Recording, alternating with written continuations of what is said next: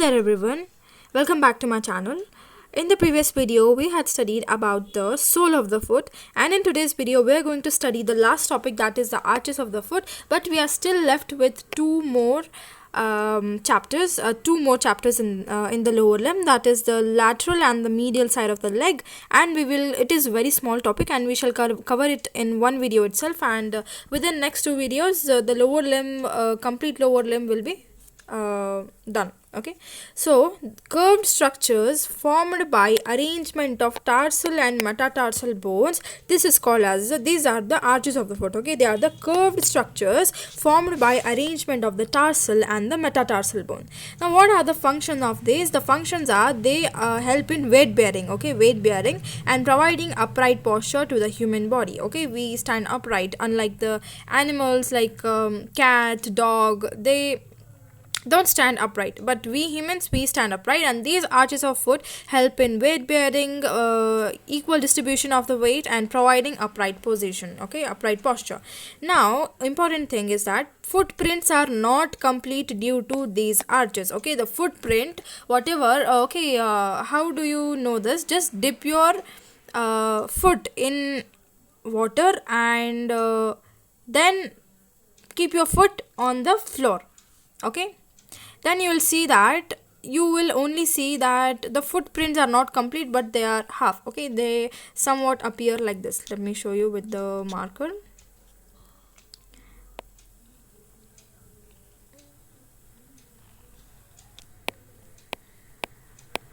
Okay, the lateral side, it is very common, but the lateral side, it is prominent. I mean, you can see the lateral side, but the medial side it can't be seen. This is incomplete fingerprint, and this is due to the arches of the foot. So this is what I was trying to explain now.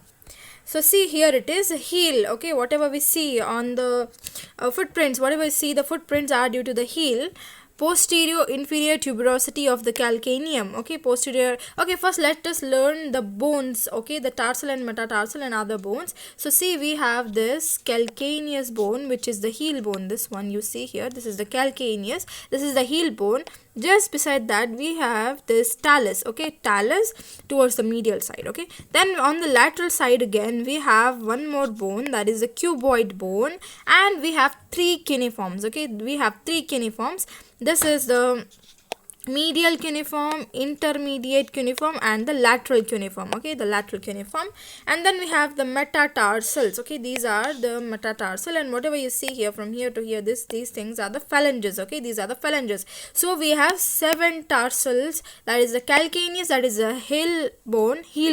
Then we have the talus on the medial side, cuboid on the lateral side, and then we have 3 cuneiform, one on the medial side, lateral side, and the intermediate. Okay, the intermediate. Fine. So now let us understand what are the footprint impression. Due to what bones are the footprint impression? Those are due to the heel bone, that is the posterior inferior tuberosity of the calcaneum, as we just saw, the calcaneum bone. Ball of the little toe, that is the head of the fifth metatarsal. Okay, head of the fifth metatarsal. Okay, that forms the ball of the little toe. The ball of the great toe, that is the head of the first metatarsal. Okay, these help in fingerprinting, footprinting. Okay, the footprinting. Now let us understand the definition.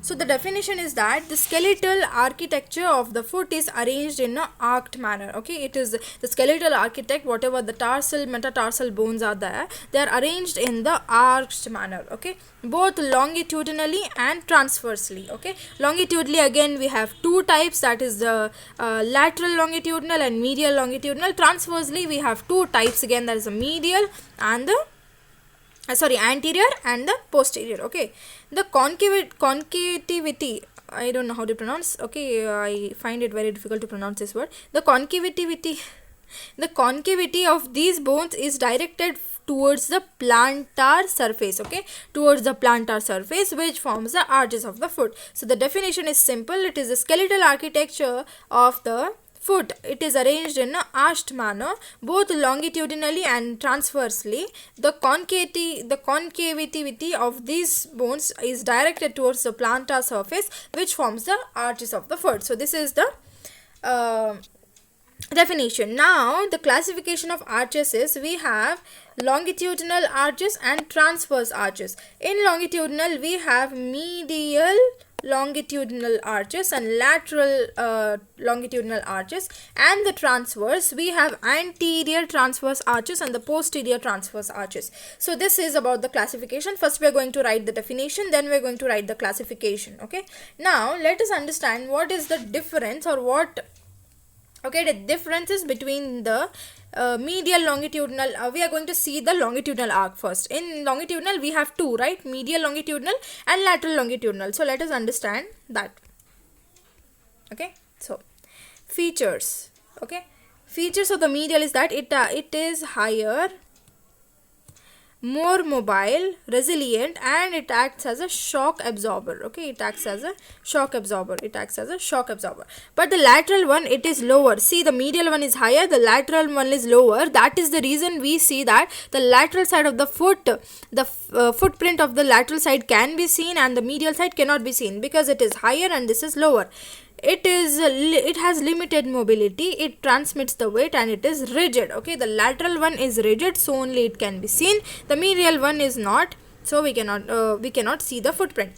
Now the anterior end of this is formed by the head of the first, second, and third metatarsal bones. Okay, the anterior end is formed by the first, second, and third metatarsal bone, and the lateral one is formed by the fourth and fifth metatarsal. Okay, this is very obvious, and this is very logical thing, that towards the medial side we have the first, second, and third metatarsal bones. Towards the lateral we have the fourth and fifth metatarsal. Okay, this is the anterior. Okay, posterior side we have the medial tubercle of the calcaneum bone. Calcaneum is the heel bone. Okay, so medial side we have the medial tubercle of the calcaneum. Towards the lateral side we have the lateral tubercle of the calcaneum. See, this is very easy to understand, and arches of the foot is one of the most easiest chapter of the lower limb. Okay, the summit. Okay, summit is formed by the superior articular surface of the talus. The talus is right below the calcaneum, थोड़ा सा नीचे रहेगा on the medial side. Okay, on the medial side. See, so the superior articular surface of the talus, and for the lateral we have articulated face of the superior surface of calcaneum at the level of subtalar joint. Okay, the subtalar joint. Now the anterior pillar, we have two pillars again. See, anterior pillar and posterior pillar. Likewise, we had the anterior end and the posterior end. We have anterior pillar and the posterior pillar.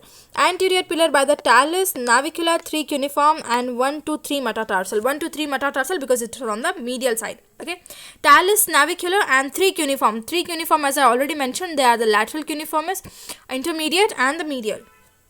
So talus, navicular, and the 3 cuneiform along with first to third metatarsal. For the lateral we have the cuboid because it is on the lateral side, and the fourth and fifth metatarsal. Okay, the fourth and the fifth metatarsal because it is on the lateral side. Now the posterior pillar by the medial half of the calcaneum, and for the lateral we have the lateral half of the calcaneum. See, you just have to play with the words and you are done. You should know what are the tarsal bones and what number are the metatarsals, then it will be very easy to understand, and you don't even have to by heart this.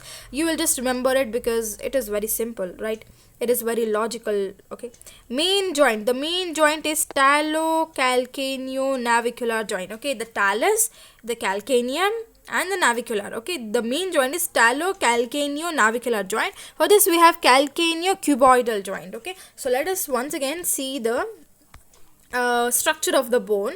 So see, we have this one, right? We have the talocalcaneo-navicular. This is navicular. So this is on the medial side. It is forming the medial longitudinal arc, the main joint of the medial longitudinal arc. For the lateral side we have the calcaneo-cuboidal. So this is the calcaneum, this is the cuboidal. So calcaneo-cuboidal for the lateral longitudinal arc. So it is very simple and very easy to understand. Okay, the bony factor. Okay, the keystone, it is very important. The keystone is Talus is the keystone that is on the medial side, and for cuboid is the keystone on the lateral side. So see, again, if you know the structure of the bones, then it is, you don't even need to remember it. It will be, if you just see the diagram, you'll automatically understand which is what.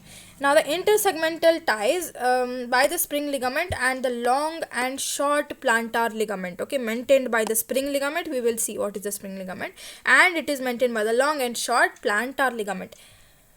Now the tie beams is by the plantar aponeurosis on the medial side, abductor hallucis because it is towards the great toe, and great toe is on the medial side, so very easy again. Abductor hallucis, medial part of the flexor digitorum brevis, okay, flexor digitorum brevis. These are the tie beams on the medial side. For the lateral side, again we have the plantar aponeurosis. As we know, the plantar aponeurosis, it covers the entire part, so it is divided into medial part and the lateral part. So for the lateral side, we have the lateral part.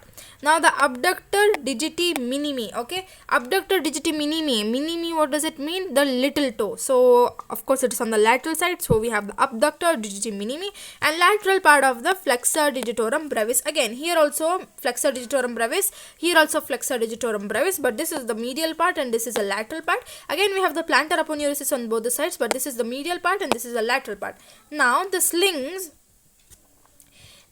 help in pulling of the arches upwards, okay, for making the arc. So we have tibialis posterior, flexor hallucis longus and flexor digitorum longus. Both the longest, because we know that the great toe is longer than the short, the little toe. So both the longest. Which longest? Flexor hallucis longus, flexor digitorum longus and tibialis posterior, okay. Here we have the peroneus longus and the peroneus brevis. Peroneus longus, we know that the lateral compartment of leg, it is called as the peroneus compartment. So we have the lateral side way, we have the peroneus longus and the peroneus brevis, and the suspension is sling formed by tibialis anterior and peroneus longus. Here sling formed by the tibialis anterior, peroneus longus. See, the peroneus longus is present on both the sides, and also tibialis anterior, it is present on both the sides. So it is same for the suspension, is same for both the sides. So we have done the comparison of the medial longitudinal arc and the lateral longitudinal arc. And if at all you get a question to write only about the medial longitudinal arc, you can mention all these points, okay. You can mention all these points, and if they ask you for the lateral, you can mention all these points, and if they ask both, then first write in the descriptive form and then make the table and write in the short form, okay. So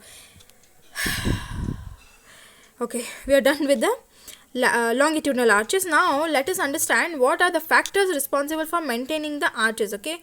For maintenance of the arches, what are the factors, okay. Shape of the bones is very important because it is helping in maintenance of maintaining the arches.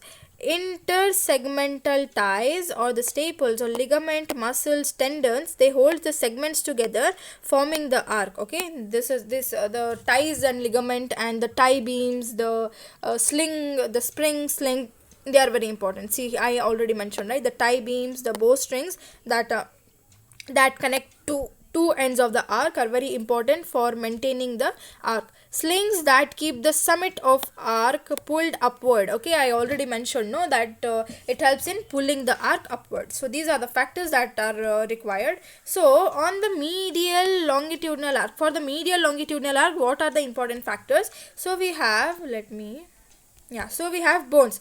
The sustenculus tail partly supports the head of the talus, okay. There is a tail, this tail supports the talus, okay. This tail supports the talus. Now we are going to talk about the ligaments. We have the spring ligament, interosseous ligament and the interosseous talocalcaneal ligament. On the medial side, we had the talocalcaneo-navicular thing, right, the main joint. So we have the interosseous talocalcaneal ligament. The spring ligament, it helps in holding the head of the talus.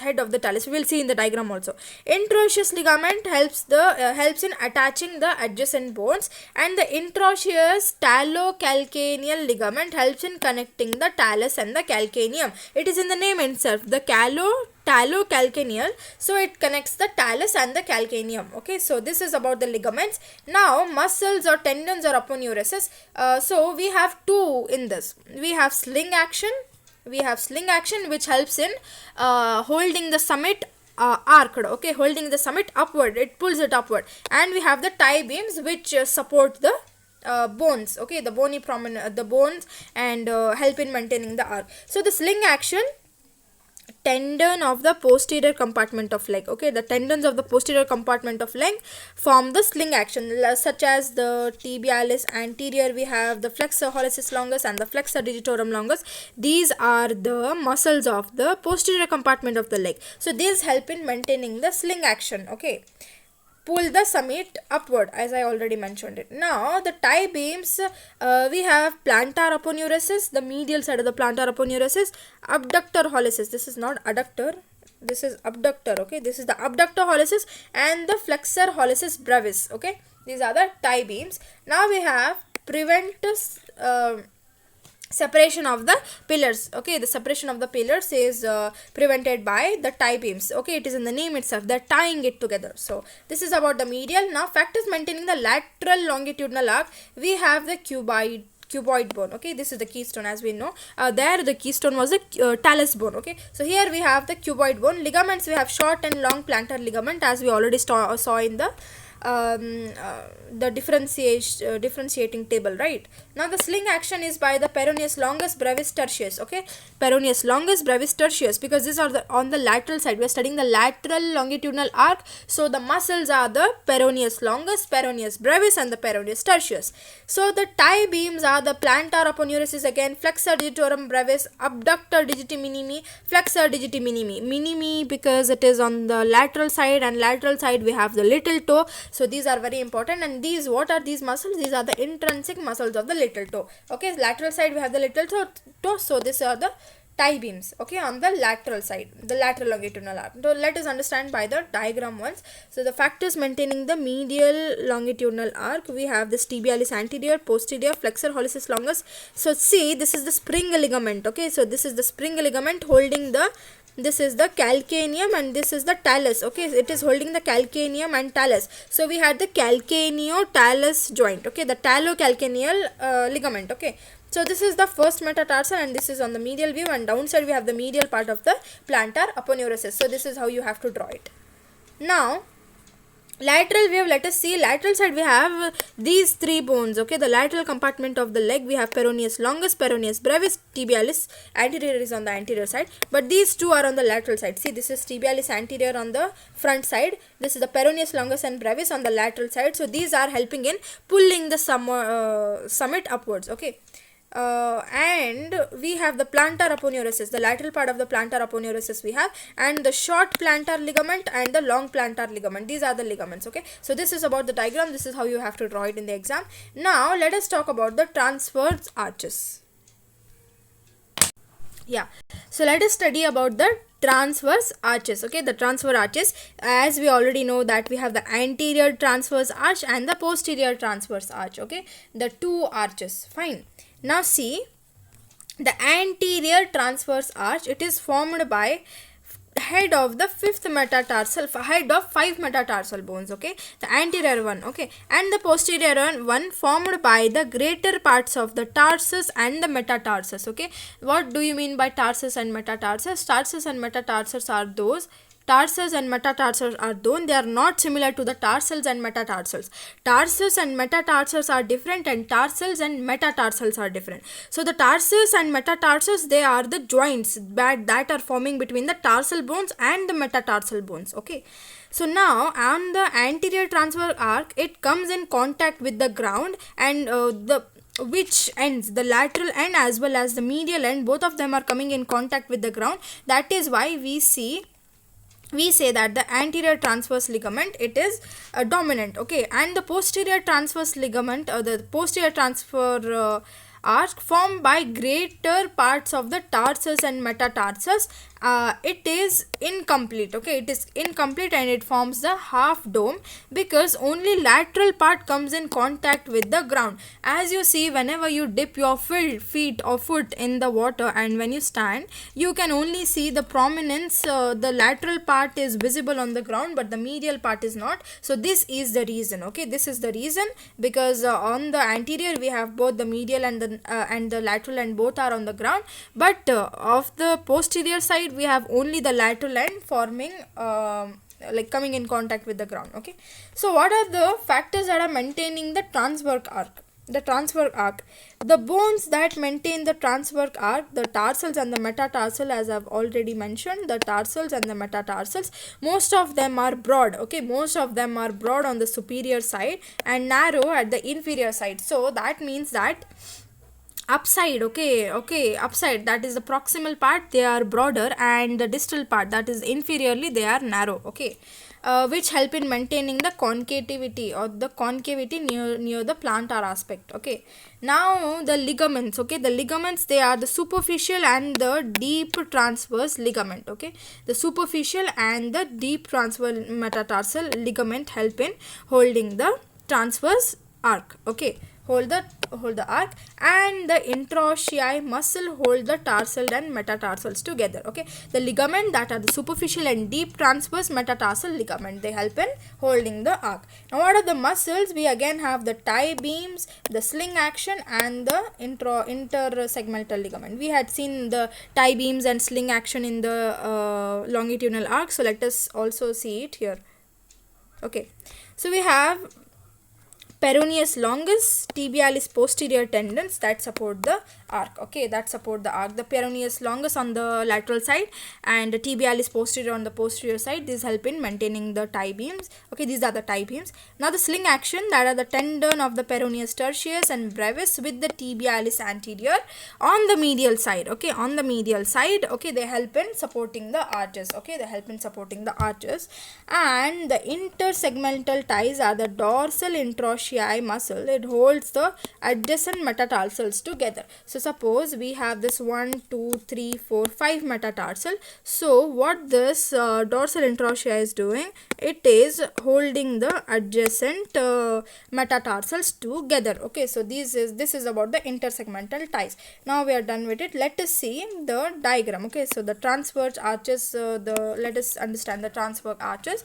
So for the anterior view transverse, see, if you where to if the foot was made up of clay and you were to take a paper, a stiff paper, and put it, so this is how you would get the trans section. So this is called as a, that is why it is called as a transverse arc. So we have all the first to fifth, all the bones, metatarsal bones we have that are forming the arc. So first one, second one, third one, fourth one, fifth one. Okay, this is the proximal is the base, then medial is the shaft, and the head is the distal one, okay, of the metatarsal. So now on the posterior we insert the we take the transverse section on the exact posterior side, not totally posterior but near posterior side. We have the first, second, third, fourth, fifth metatarsal again, but we have to know that this is not coming in contact with the ground. That is why the posterior side, it doesn't come in contact with the ground. So again we have the head, shaft, and base. So this is the diagram that you need to draw. Now the last but not the least, functions. What are the functions of the arches of foot? So distribution of body weight, it helps in distribution of the, my pen is not starting. Distribution of the, it helps in distribution of the body weight, and on the weight bearing points like the toe and the heel are the weight bearing points. Lateral border bears less weight due to the presence of lateral longitudinal arc. Okay, it is just meant for rigidity. Okay, the lateral one is meant for rigidity, whereas the medial one is meant for resilience. Okay, now the second one is that they act as spring. Okay, they act as spring. Which one is the chief? The medial longitudinal arc, it acts as, all of them act as springs, but the medial one acts, it is more important. Okay, it helps in walking, running, etc. Now they act as shock absorbers, especially in case of stepping and particularly jumping. So whenever you are jumping from a height, so these act as shock absorbers, and they do not lead to any injury to the parts or the structures under this. Okay, the concavity of these arches protects the soft tissue of the sole against any pressure. So the arc is present, no, so whatever structures are there, so they should not come in contact with the ground. So that is the reason the concavity of the arches, it protects the soft tissues against the pressure. Okay, pressure when we stand on the ground. Now the medial longitudinal arc is meant for resilience, and the lateral longitudinal arc for rigidity. Okay, resilience and rigidity. How do you remember it? The lateral longitudinal arc is the prominent one that you can see on the ground. Okay, so rigidity, it is rigid only because of the rigidity you can see it. Just remember like that. And the medial one is resilience. That is the reason you can't see it. Just remember it this way, and we are done with the chapter. Thank you so much for watching this video. We will complete the clinical anatomy of this chapter. This is the clinical anatomy is slightly lengthy with a lot of applied aspects and all. So we will see that in the next chapter, and thank you so much.